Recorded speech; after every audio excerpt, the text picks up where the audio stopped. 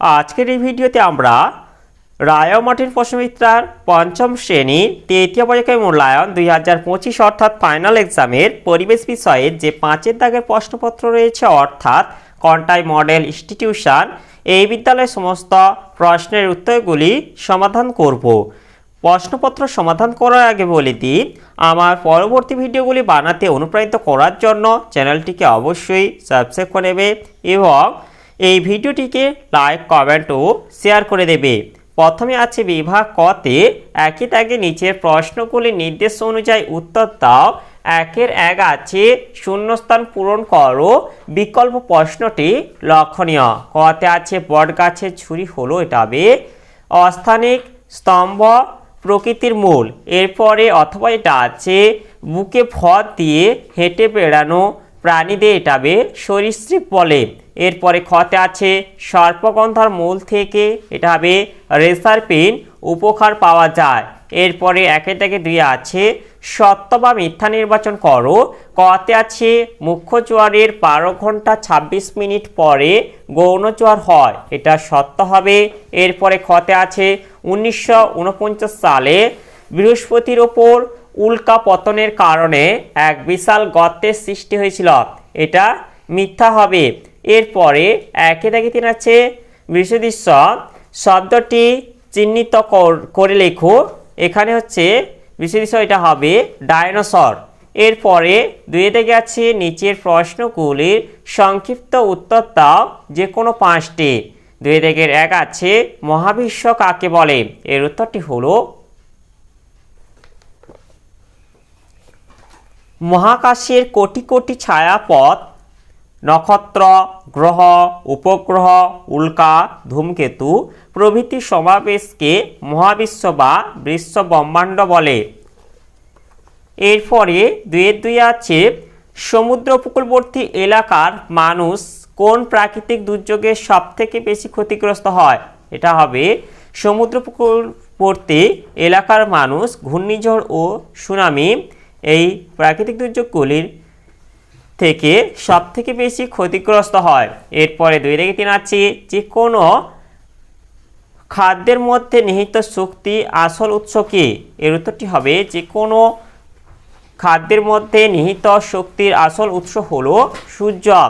এরপরে 2 থেকে 4 আছে পূর্ণিমাতে সূর্য, চন্দ্র ও পৃথিবীর রৈখিক অবস্থান দেখাও, এর উত্তরটি হলো এই যে এটা হবে পূর্ণিমাতে সূর্য, পৃথিবী এবং চন্দ্রের সরলরৈখিক অবস্থান, যেটা হচ্ছে চন্দ্রগ্রহণ হবে। তোমরা এই চিত্রটা অঙ্কন করে দেবে।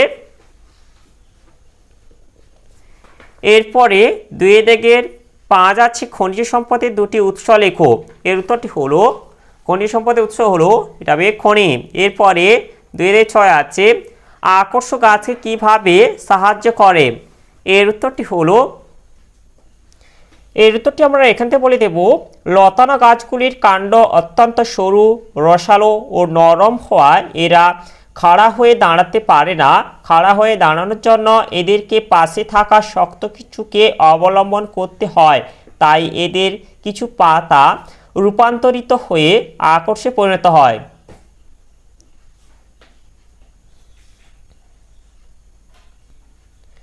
এবং এই আকর্ষের সাহায্যে এই সমস্ত উদ্ভিদ কোনো অবলম্বনকে জড়িয়ে ধরে উপরে ওঠে। এরপরে 3 থেকে আছে নিচের প্রশ্নগুলি যথাযথ উত্তর দাও যে কোনো 5টি। 3 থেকে 1 আছে জীববৈচিত্র্য কাকে বলে, এর উত্তরটি হলো আমাদের চারপাশে বিভিন্ন বাস্তুতন্ত্রে বিভিন্ন উদ্ভিদ ও প্রাণী প্রজাতির সমাবেশকে একত্রে জীববৈচিত্র্য বলে। অরণ্য, সমুদ্র প্রভৃতি স্থানে জীববৈচিত্র্য বেশি হয়। এরপরে 3 থেকে 2 আছে পরিবেশ রক্ষায় কাক ও শকুনের ভূমিকা লেখো, এর উত্তরটি হলো পরিবেশ রক্ষায় কাক ও শকুনের ভূমিকা। কাক ও শকুন প্রকৃতির গুরুত্বপূর্ণ পরিষ্কারক পাখি, তারা মৃত প্রাণী ও পচা গলা খাবার খেয়ে পরিবেশ পরিষ্কার রাখে, রোগ জীবাণু ধ্বংস করে নানা রোগের বিস্তার রোধ করে। কাক মানুষের ফেলে দেওয়া আবর্জনা খেয়ে পরিষ্কার করে। শকুন গ্রামীণ এলাকায় মৃতদেহকে পরিষ্কার করে পরিবেশকে সুস্থ রাখে, তাই পরিবেশ সুরক্ষা কাক ও শকুনের সংরক্ষণ অত্যন্ত জরুরি। এরপরে 3 আছে মুখ্য ও গৌণ জ্বরের প্রধান কারণটি লেখো। এর উত্তরটি হলো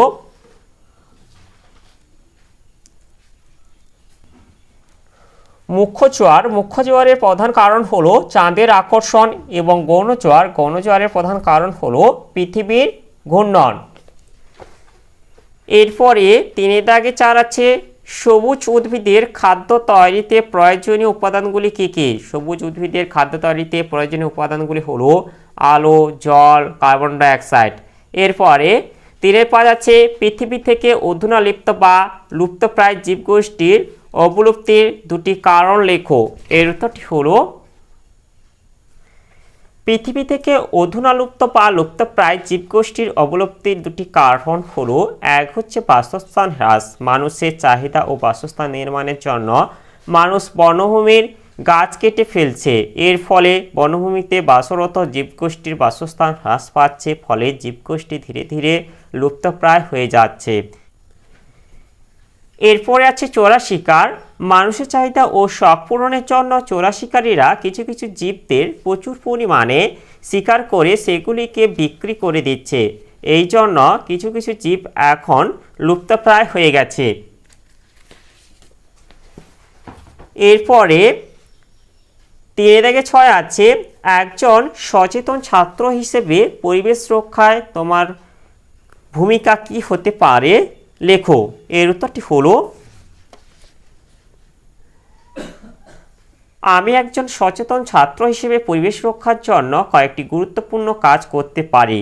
বিদ্যালয় ও বাড়ির আশেপাশে বেশি করে গাছ লাগিয়ে সবুজ পরিবেশ গড়ে তোলা, জল, বিদ্যুৎ ও কাগজের অপচয় বন্ধ করা, প্লাস্টিক ও পলিথিন ব্যবহার এড়িয়ে কাপড় বা জুটের ব্যাগ ব্যবহার করা, বাড়ি, স্কুল ও রাস্তার আবর্জনা সঠিক স্থানে ফেলা ও পুনর্ব্যবহার করা, বন্ধু, পরিবার ও প্রতিবেশীদের পরিবেশ রক্ষার গুরুত্ব বোঝানো ও তাদের উৎসাহিত করা, প্রাণী, পাখি ও প্রাকৃতিক সম্পদের ক্ষতি না করা। এইভাবে ছোট থেকে যদি আমরা পরিবেশের যত্ন নেওয়া শিখি, তবে সুস্থ ও সুন্দর পৃথিবী ভবিষ্যৎ প্রজন্মের জন্য রেখে যেতে পারবো।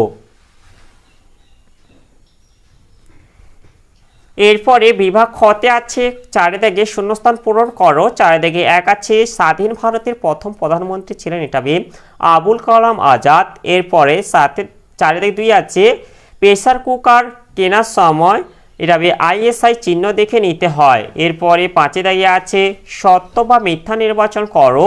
5-1 আছে 15ই আগস্ট তারিখটি ভারতবর্ষের সাধারণতন্ত্র দিবস হিসেবে পালন করা হয়, এটা মিথ্যা হবে। এরপরে 5-2 আছে 1 অক্টোবর বিশ্ব বয়স্ক দিবস, এটা সত্য হবে। এরপরে 6 আছে নিচের প্রশ্নগুলি এক কথায় উত্তর দাও। 6-1 আছে তিতুমির ও তার সঙ্গীরা কাদের বিরুদ্ধে লড়াই করেছিল? এর উত্তরটি হবে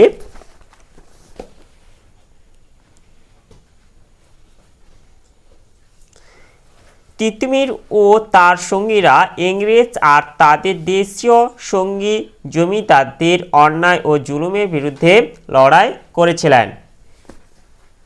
এরপরে 6-2 আছে বিশ্ব বয়স্ক অবমাননা প্রতিরোধ দিবস কবে পালিত হয়? এর উত্তরটি হবে 15ই জুন বিশ্ব বয়স্ক অবমাননা প্রতিরোধ দিবস পালিত হয়। এরপরে 7 আছে নিচের প্রশ্নগুলির সংক্ষিপ্ত উত্তর দাও, যে কোনো 2টি। 7-1 আছে শিশুদের অধিকারগুলি লেখো। এর উত্তরটি হলো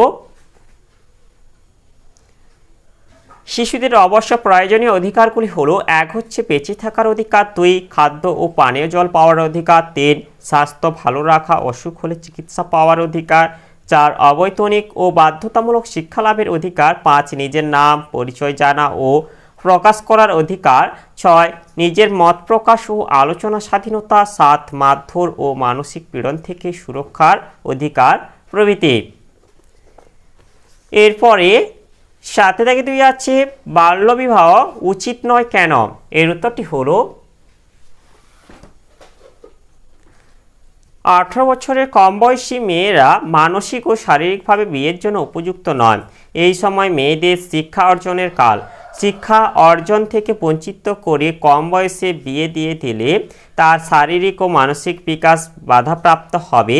বাল্যবিবাহের প্রবণতা তাই সামগ্রিকভাবে সম্পূর্ণ সমাজের পক্ষে ক্ষতিকারক। এরপরে 7-3 আছে কীভাবে সুস্থ সামাজিক পরিবেশ গড়ে তোলা সম্ভব। এর উত্তরটি হলো, সুস্থ সামাজিক পরিবেশ গড়ে তোলার জন্য এক, মানুষকে শিক্ষিত হয়ে উঠতে হবে। 2, শিক্ষিত মানুষ পরিবেশের প্রতি যত্নশীল হয়ে উঠবে, যেমন গাছ লাগাবেন এবং গাছের প্রতি যত্ন নেবেন এবং সর্বোপরি বিপন্ন পশু পাখি ও পতঙ্গদের কথা ভাববেন। এরপরে আছে 3, চারপাশের জল এবং অন্যান্য প্রাকৃতিক সম্পদ নষ্ট করবেন না। 4, মানুষজন মিলেমিশে একে অপরের পাশে থাকলে সুস্থ সামাজিক পরিবেশ গড়ে উঠবে। এরপরে 7-4 আছে আমরা কিভাবে বয়স্কদের সম্মান করতে পারি। এর উত্তরটি হলো, বয়স্ক মানুষের কর্মদক্ষতা কমে যায়, তাই নিয়ে হাসি বিদ্রুপ করা কখনোই উচিত নয়। তাদের আদেশ উপদেশ মেনে চললে তারা খুশি হন এবং সম্মানিত বোধ করেন। 2, আমরা বয়স্ক মানুষদের বিভিন্ন কাজে সাহায্য করতে পারি। 3, বয়স্ক মানুষদের সুখ দুঃখ সমানভাবে ভাগ করে নিতে পারি। 4, বয়স্ক মানুষদের কাছ থেকে তাদের ছোটবেলায় নানান গল্প শুনে ওনাদের আনন্দ দেওয়া যায়। 5, 1 অক্টোবর বিশ্ব বয়স্ক দিবস এবং 15 জুন বিশ্ব বয়স্ক অবমাননা প্রতিরোধ দিবস বাড়িতে পালন করে বাড়ির বয়স্কদের শ্রদ্ধা সম্মান জানাতে পারি। এরপরে বিভাগ গতে আছে 8-এর আগে শূন্যস্থান পূরণ করো। 8-এর আগে আছে সমুদ্রের নিচে ভূমিকম্প হলে তবে সুনামির সৃষ্টি হয়। এরপরে 8-এর আগে 2, তালপাতায় লেখা বইগুলিকে তবে পুঁথি বলে। এরপরে 8-এর আগে 3, এটা 1900 সালে কলকাতায় রিক্সা এসেছিল। এরপরে 9-এর দাগে আছে সত্য বা মিথ্যা নির্বাচন করো। 9-এর দাগের 1 আছে রয়্যাল বেঙ্গল টাইগার সুন্দরবনে দেখা যায়, এটা সত্য হবে। 9-এর দাগে 2, ধোঁয়ায় কার্বন মনোক্সাইড গ্যাস থাকে, এটা সত্য হবে। এরপরে 9-এর দাগে 3, তুঁত গাছের চাষ করার মূল কারণ হলো মদ পালন, এটা মিথ্যা হবে। এরপরে 9-এর দাগে 4, প্রথম কাগজ তৈরি করা হয় চীন দেশে, এটা সত্য হবে। এরপরে 10-এর দাগে আছে নিচের প্রশ্নগুলির 2-1 কথায় উত্তর দাও। 10-এর দাগের 1 আছে রূপনারায়ণ কোথায় হুগলি নদীতে মিশেছে। এর উত্তরটি হবে রূপনারায়ণ গেঁওখালিতে হুগলি নদীতে মিশেছে। এরপরে 10-এর দাগে 2 আছে ট্রেনকে নিয়ে কোন সিনেমা তৈরি হয়েছিল। এর উত্তরটি হবে ট্রেনকে নিয়ে পথের পাঁচালী সিনেমা তৈরি হয়েছিল। এরপরে 10-এর 3 আছে মাজার মানে কি। এর উত্তরটি হবে মাজার মানে পীর সাহেবের কবরস্থান। এরপরে 10-এর থেকে 4 আছে ভুটানের কাছে কোন জলবিদ্যুৎ কেন্দ্র আছে। এর উত্তরটি হবে ভুটানের কাছে ঝালং জলবিদ্যুৎ কেন্দ্র আছে। এরপরে 11 দাগে আছে নিচের প্রশ্নগুলির সংক্ষিপ্ত উত্তর দাও যে কোনো 3টি। 11 দাগের 1 আছে বন থেকে আমরা কি কি পাই। এর উত্তরটি হলো বন থেকে আমরা যে যে জিনিস পাই তা হলো 1 হচ্ছে বাঁচার জন্য অক্সিজেন, 2 আসবাবপত্র তৈরির কাঠ, 3 ওষুধ, 4 মধু ও মোম, 5 ফুল ফল, 6 জ্বালানি কাঠ, 7 কাগজ, 8 মশলা দড়ি, 9 আঠা ধুনো রেশম, 10 রবার গদ রজন। এরপরে 11 দাগে 2 আছে ডিভিসি করার ফলে কি সুবিধা ও সমস্যা সৃষ্টি হয়। এর উত্তরটি হলো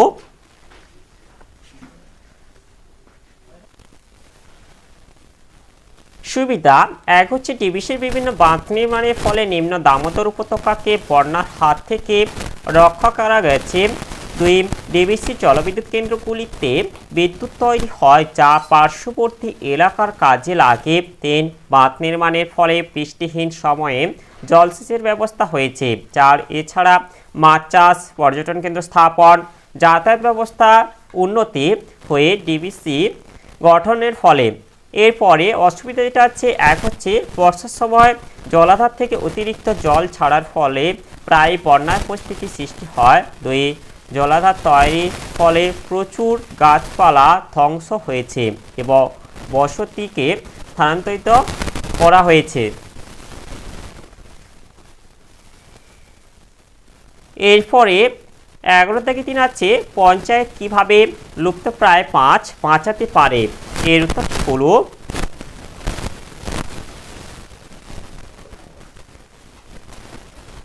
লুপ্তপ্রায় মাছের একটি তালিকা তৈরি করতে হবে। এরপর মাছগুলি কোথায় জন্মায় সেই জায়গাগুলি চিহ্নিত করে একটা করে নিষেধাজ্ঞা বোর্ড ঝুলিয়ে দিতে হবে। বোর্ডে ফাঁদের জাল ব্যবহার করতে হবে এবং লুপ্তপ্রায় মাছগুলি ছোট অবস্থায় ধরা পড়লে সেগুলি ছেড়ে দিতে হবে এবং বাজারে বাচ্চা, ন্যাদোস, খলসে, খরশুলা প্রভৃতি কেনাবেচা করলে জরিমানা করতে হবে। পঞ্চায়েত নিজে 1-2 পুকুর নিয়ে লুপ্তপ্রায় মাছ সংরক্ষণে উদ্যোগ নিতে পারে ও মাছ চাষি তথা জনগণকে লুপ্তপ্রায় মাছ সম্পর্কে সচেতন করতে পারে।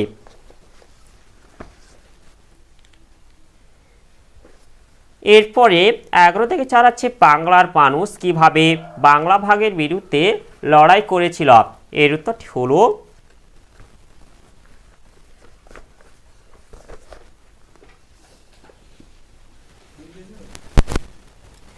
(1905 সালের বঙ্গভঙ্গের প্রতিবাদ মানুষ করেছিলেন নিম্নলিখিতভাবে। এক হচ্ছে ইংরেজদের বিরুদ্ধে লড়াই করেছিল। 2 বিদেশি জিনিসের ব্যবহার ছেড়ে স্বদেশি জিনিস ব্যবহার শুরু করেছিলেন। চরকা কেটে সুতো বানিয়ে সেই থেকে নিজেরা কাপড় জামা বাড়ায়। 3 বঙ্গভঙ্গের প্রতিবাদে রবীন্দ্রনাথ ঠাকুর গান লিখেছিলেন, আমার সোনার বাংলা আমি তোমায় ভালোবাসি।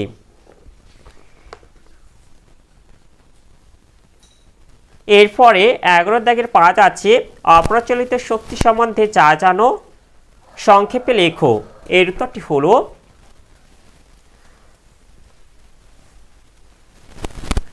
অপ্রচলিত শক্তির উৎপাদনের যেসব উৎসগুলি বহুকাল ধরে প্রচলিত নয় এবং বর্তমানে অল্প পরিমাণে ব্যবহৃত হয় তাদের অপ্রচলিত বা অচিরাচরিত শক্তি বলে, যেমন সৌরশক্তি, বায়ুশক্তি প্রভৃতি।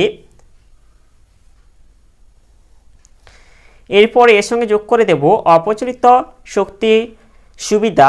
এক হচ্ছে এই শক্তিগুলি অফুরন্ত। 2 প্রাথমিক ব্যয় বেশি হলেও উৎপাদন ব্যয় কম। 3 এই শক্তিগুলি সর্বত্র পাওয়া যায়, যার এই শক্তি ব্যবহারে পরিবেশ দূষণ হয় না। এরপর যেটা হচ্ছে অপ্রচলিত শক্তির ব্যবহারে অসুবিধা।